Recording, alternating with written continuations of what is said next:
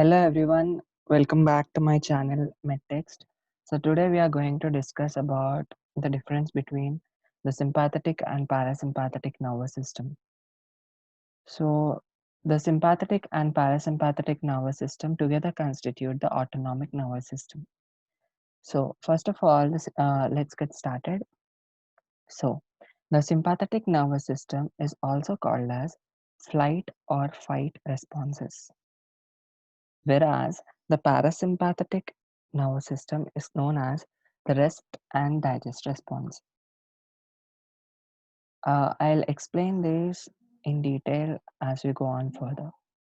So, the sympathetic division starts from thoracolumbar division, whereas the parasympathetic it is craniosacral division. So let me tell you once again, the sympathetic division is thoracolumbar division. It starts from T1 to L2, that is thoracic 1 to lumbar 2, whereas the parasympathetic it is craniosacral division, and it is coming from the cranial nerves 3, 7, 9, 10. 3 oculomotor, 7 facial, 9 glossopharyngeal, and 10th vagus, whereas sacral part comes from S2 to S4. Now the really very important difference is that the preganglionic fibers are short. In the sympathetic nervous system, the preganglionic fibers are short and postganglionic fibers are long. Whereas in parasympathetic, the preganglionic fibers are long and postganglionic fibers are short. So, and along with these, you have to remember what is the neurotransmitter which is released at these sites. So in the preganglionic fibers, the neurotransmitter which is released is acetylcholine. And the preganglionic fibers in the parasympathetic as well as in the postganglionic fibers of parasympathetic is acetylcholine. The only difference which you need to remember is that the postganglionic fibers of sympathetic nervous system, the neurotransmitter which is released is a catecholamine, like adrenaline, noradrenaline, like that. So the only difference which you need to remember is that in the postganglionic fibers of sympathetic nervous system, the neurotransmitter released is catecholamine. All right, moving on further. In the sympathetic, there is pupillary dilation. Like when you enter a room, light room, your pupils of your eye will dilate. This is called as mydriasis. Mydriasis. Whereas it will constrict in the case of parasympathetic. So that is called as meiosis. Meiosis. Okay, the main difference is that there is increase of secretions in the parasympathetic and decrease of secretions in sympathetic. The secretions increased in the sense that HCl in the gastric gland and gastric glands secreted by parietal cells will be increased, for example. Whereas here, the lacrimation will decrease. That is called as xerophthalmia. Xerophthalmia. And salivation will also decrease. That is called as xerostomia. Xerostomia. Please remember these clinical names because in your pharmacology, it will be really very helpful for you when you deal with the drugs. So which drugs cause what actions? It mainly depends on which stimulation is it. Is it sympathetic stimulation or is it parasympathetic stimulation? All right, moving on further, what is the effect on the heart? Let us see what affects on the heart. As you always know from your schooling stages that if you stimulate the sympathetic nervous system, the heart rate will be increased. The heart rate will be increased. So it is positive chronotropic effect.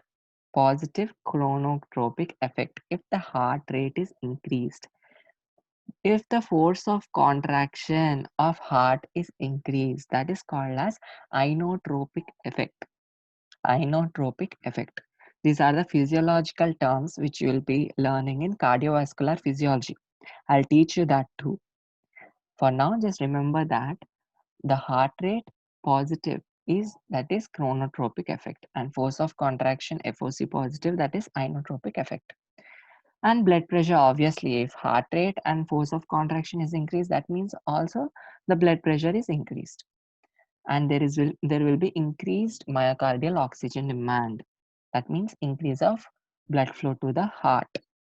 All right. Thing, whatever I told over here, everything decreases in case of parasympathetic. In case of parasympathetic, that is heart rate will increase. Sorry, heart rate will decrease, blood pressure will decrease, force of contraction will decrease, and myocardial oxygen demand will decrease in case of parasympathetic nervous system. Parasympathetic nervous system. Moving on further, what happens in the bronchus? In the bronchus, there is dilation of bronchus and increase of respiration rate. That means in the bronchial asthma, you can give the drugs which are stimulating sympathetic, so that the bronchus will dilate and there will be less constriction. I mean, no constriction. So whereas in the parasympathetic, there is bronchus constriction and decrease of heart respiratory rate. So if you give parasympathetic drugs, the bronchial asthma will furthermore worsen. Bronchial asthma will furthermore worsen. So you have to give certain drugs which will cause bronchodilation. That means you can give sympathetic drugs, or you can give parasympathetic drug blockers. You can give that. I'll be telling you the drugs in the pharmacology. For now, just remember the difference between sympathetic and parasympathetic nervous system. So let us look at the furthermore differences. So what happens in GIT? As I said already, there is increase of secretions. So there will be dilation of sphincters in case of parasympathetic, and there will be increase of peristaltic movements. Peristalsis, that is movement of bowel into the intestine, and further defecation will be increased in case of parasympathetic nervous system, whereas the opposite same in the sympathetic, that is there will be constriction of sphincters. If there is constriction of sphincter, how do you think that the fluid will move? The fluid will not move, or the food will not move. So that is the case, and there will be decrease of peristaltic movements. Now, what happens in case of urination? Urination, there will be decrease of urination. Why will there be the decrease of urination? Because, as I said already earlier, that there is constriction of sphincter. Here, urination means which sphincter? Urinary bladder sphincter. So, if there is constriction of urinary bladder sphincter, how will the urine pass out? It will not pass out, right? And in addition to this, there is relaxation of detrusor muscle. Detrusor muscle is the urinary bladder muscle. If there is relaxation of detrusor muscle and constriction of urinary bladder sphincter, the urine will not pass out. The urine will not pass out. So this is the case in case of sympathetic drugs. So if you give sympathetic drugs, the urine will stop. That means the urine will not come out. If you need to increase urination, then you can give sympathetic drug blockers. If you block it, it will increase urination. Understood? Right. Moving on further. Hope you understood the concept. Now, what happens in urination in case of parasympathetic? If the parasympathetic is stimulated due to the constriction of detrusor muscle and relaxation of urinary bladder sphincter, there will be urination. There will be urination. All right. The opposite. Then moving on further, uh, what if we see in case of labor at the time of labor, that is parturition, when the baby comes out? So the drugs which cause easy labor, that is parasympathetic drugs, because it causes uterus contraction and thereby it helps in parturition. Whereas the drugs which stimulate sympathetic nervous system delay the labor, that is the uterus will relax. Uterus will relax. That means the baby can't come out of the uterus. So that is what is the case. Now let me tell you some of the pharma links over here. The pharma link over here is that the sympathetic nervous system is because the post ganglionic fibers release catecholamine that can be adrenaline or noradrenaline. So this sympathetic nervous system is also called as adrenergic system, whereas the parasympathetic nervous system, the only neurotransmitter which is released is acetylcholine. That's why it is called as cholinergic, acetylcholine, cholinergic. Please remember, and it's very easy, I hope. So let us look at some of the pharma drugs, pharma classification of drugs.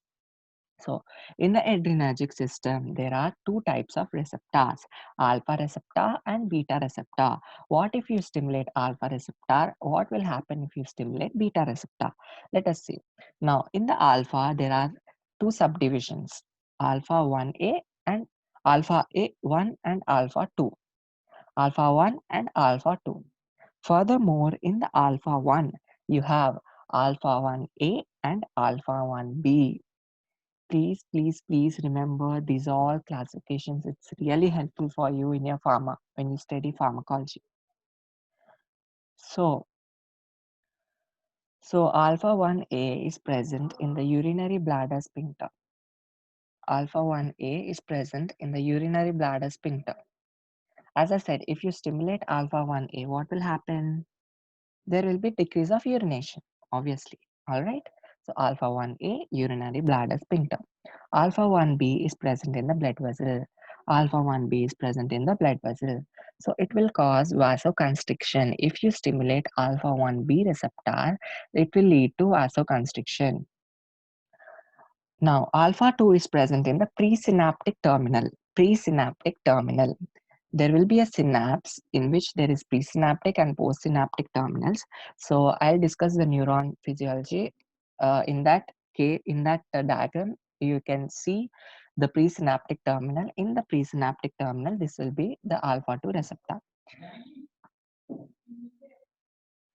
Now, the beta 1 is present mainly in the heart and kidneys, but if you forget about the kidneys also, please remember that beta 1 receptor is exclusively for heart and kidneys. Heart and kidneys. Now, the beta 2 receptor is present in the bronchus, uterus, blood vessel also. But please remember bronchus. Please remember the bronchus. So in the uterus, as I told, it helps in the parturition. It does not help in past parturition. That is, it delays the labor, right? If you stimulate beta 2 receptor. All right. Now, another type of receptor is beta 3. Beta 3 that is present only in the adipose tissue. Only in the adipose tissue. So please remember these all receptors. Alpha 1 has two divisions, alpha 1 and alpha 2. Alpha 1 is present in the urinary bladder, alpha 2 is present in the blood vessel. Alpha 1A is present in urinary bladder, alpha 1B is present in blood vessel. B for blood vessel. B for blood vessel, please remember in that way. And alpha 2 is present in presynaptic terminal. Now the beta has three receptors. Beta 1 is present in heart and kidney. Beta 2 is present in the bronchus, uterus and blood vessel, where it will cause vasodilation. And beta 3, that is adipose tissue. All right. Now, moving on further to the parasympathetic nervous stimulation. What happens in the parasympathetic nervous stimulation? Let us see. So, parasympathetic nervous system has mainly two receptors, that is cholinergic system. It has two receptors, M cholinereceptors and N cholinereceptors. M cholinereceptors are furthermore divided into five receptors totally, M1, M2, M3, M4 and M5. So all these in common has the location of CNS, central nervous system. It has the location. Now, in each one has its furthermore divisions, like M1 is present mainly in the parietal cells of stomach. Now, if the parietal cells of stomach M1 receptor is stimulated, it will lead to increase of HCl, increase of gastric acid secretions. Okay, as I discussed earlier. Now, in the M2, it is present in heart. M2 is present in heart, whereas beta 1 is present in heart in the sympathetic nervous system. Now, moving on further, M3 is present in the bronchus, eyes, intestine, bladder, and some glands. So, over here, you need to remember is what? Bronchus location, heart location, M2 receptor, and M3 receptor. M4 and M5 are normally present in the CNS. Now, these are all the M receptors, M1, M2, M3, and M4 and M5. All are common in CNS. M1 is present in parietal cells of stomach, M2 heart, M3 bronchus, M4, M5 CNS. The N receptors are only of two types, that is N receptor and NM receptor. NN receptor is present. So the N receptors have two locations, that is NN and NM receptors. NN receptor is present in the autonomic ganglia, whereas NM receptor is present in the neuromuscular junction. In the synapse, you have a neuromuscular junction over there. So in the nerve ending. So I'll tell you the neuron structure and explain its details in the physiology. So for now, just remember the location of all these receptors and the differences. It will help you really in the pharmacology. So thank you so much. Please subscribe my channel and like it, share it. So see you in the next video. Bye.